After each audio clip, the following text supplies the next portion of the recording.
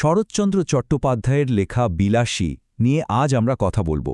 দেখুন, এটা কিন্তু শুধু একটা গল্প নয়, এটা হলো সমাজের বিরুদ্ধে ভালোবাসার এক চিরকালীন লড়াইয়ের গল্প। ১৯১৮ সালে ভারতী পত্রিকায় যখন এটা প্রথম বেরোয়, তখন থেকেই এই কাহিনীটা আমাদের ভাবিয়ে তুলেছে। চলুন আজ একসাথে এই অসাধারণ গল্পের গভীরে যাওয়া যাক। গল্পটা শুরুতেই আমাদের সামনে একটা বিরাট প্রশ্ন ছুড়ে দেয়, প্রেম বড় নাকি জাত বড়? মানে ভালোবাসা আর সমাজের তৈরি করা নিয়মের এই দ্বন্দ্বে শেষ পর্যন্ত জিতবেটা কে? এই একটা প্রশ্নই কিন্তু বিলাসী আর মৃত্যুঞ্জয়ের পুরো জীবনটা ঠিক করে দিয়েছিল।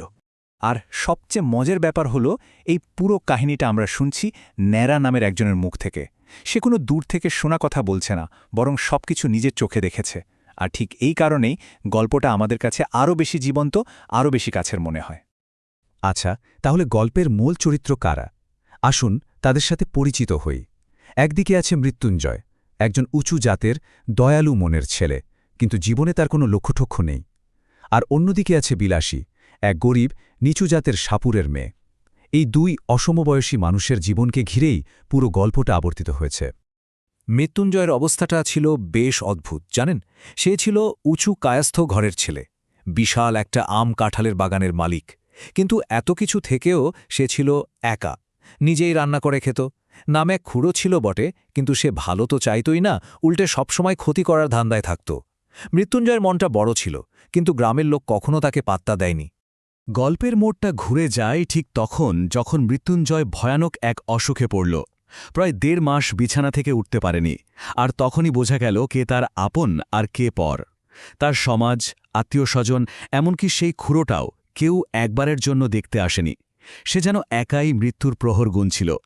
আর যখন সবাই তাকে একরকম ফেলেই চলে গেছে, ঠিক তখনই তার জীবনে আসে বিলাসী, একজন নিচু জাতের সাপুরের মেয়ে, যে নিজের জীবনের ঝুঁকি নিয়ে মৃত্যুপথযাত্রী মৃত্যুঞ্জয়কে সেবা করে সারিয়ে তোলে। তার নিঃস্বার্থ সেবাতেই মৃত্যুঞ্জয় নতুন জীবন ফিরে পায়। কিন্তু এ জীবন বাঁচানোই হয়ে দাঁড়াল এক বিরাট অপরাধ। কেন? কারণ তৎকালীন সমাজের একটা ভয়ঙ্কর নিয়ম ছিল অন্নপাপ। মানে কোনো উঁচু জাতের মানুষ নিচু জাতের কারো হাতে রান্না করা ভাত খেতে পারবে না। বিলাসীর হাতে ভাত খেয়ে মৃত্যুঞ্জয় সেই অমার্জনীয় অপরাধটাই করে ফেলেছিল। তো এর ফল কি হল? এবার আমরা দেখব তাদের এই কাজের জন্য গ্রামের সমাজ তাদের সাথে কতটা নির্মম ব্যবহার করেছিল। সমাজের ভণ্ডামিটা একবার দেখুন। যে খুঁড়ো মৃত্যুঞ্জয় যখন মরমর, তখন একবারও উকি দিয়ে দেখেনি, সেই এখন জাত গেল বলে লাঠি হাতে সবার আগে হাজির। তার কাছে মানুষের জীবনের চেয়ে সমাজের অন্ধ নিয়মটাই বড় হয়ে গেল। এরপর গ্রামের মোড়লরা মিলে যা করল তা আরও ভয়ঙ্কর। তারা দল বেঁধে বাড়ি আক্রমণ করল। যে বিলাসী একটা মানুষের জীবন বাঁচিয়েছিল, তাকেই করা হলো অকথ্য অত্যাচার আর অপমান। ভালোবাসার পুরস্কার যে এমন হতে পারে তা ভাবা যায়? এই চরম অসম্মানের মুখে দাঁড়িয়ে মৃত্যুঞ্জয় এমন একটা সিদ্ধান্ত নিল, যা সমাজের মুখে একটা চস্যটা ঘাতের মতো ছিল। চলুন দেখি এই ঘটনা তাকে কিভাবে আমূল বদলে দিয়েছিল। মৃত্যুঞ্জয়ের এই বদলে যাওয়াটা একবার ভাবুন। প্রথমে সমাজ তাকে ফেলে দিল, তারপর বিলাসী তাকে বাঁচালো, আর শেষে সেই সমাজই তাকে মারতে এলো। এই নিষ্ঠুরতা তাকে এমন এক জায়গায় ঠেলে দিল যে সে ভালোবাসার জন্য নিজের জাত, নিজের পরিচয় সবকিছু ত্যাগ করার সিদ্ধান্ত নিল। এরপর তারা নিজেদের গ্রাম থেকে বিতাড়িত হয়ে মালপাড়ায়, মানে সাপুড়েদের পাড়ায় গিয়ে আশ্রয় নিল। সমাজের কঠোর নিয়মের বাইরে তারা সেখানেই নিজেদের একটা ছোট্ট সুখের সংসার খুঁজে পেয়েছিল। কিন্তু তাদের এই সুখ খুব বেশি দিন স্থায়ী হয়নি। তাদের নতুন করে বেছে নেওয়া পেশায় তাদের জীবনের শেষ অধ্যায়টা লিখে দিল। কাহিনীতে ঠিক এই সময়ে আবার ফিরে আসে ন্যাড়া। প্রায় ১ বছর পর সে যখন মৃত্যুঞ্জয় আর বিলাসীকে খুঁজে পায়, তখন তাদের সুখ দেখে সে অবাক হয়ে যায়। এতটাই অনুপ্রাণিত হয় যে সেও তাদের শিষ্য হয়ে সাপুরের কাজ শিখতে শুরু করে। তাদের ওই নতুন জীবনেও কিন্তু একটা ভয় সবসময় ছায়ার মতো লেগে থাকত। বিলাসী মৃত্যুঞ্জয়ের জীবন নিয়ে প্রচণ্ড ভয়ে থাকত। বিশেষ করে যখন সে কোনো বিষাক্ত সাপ ধরতে যেত, বিলাসী তাকে বারবার বারণ করত। তার এই ভয়টা যেন এক অশুভ ভবিষ্যতের ইঙ্গিত দিচ্ছিল। আর সেই দিনটা শেষ পর্যন্ত এসেই গেল।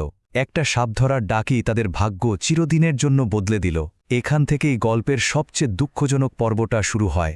মৃত্যুঞ্জয় তার সব দক্ষতা দিয়ে ভয়ঙ্কর খরিশগোখরোর সাপটাকে ধরেও ফেলেছিল, কিন্তু শেষ মুহূর্তে একটা ভুলের জন্য সাপের ছোবল তাকে খেতেই হল।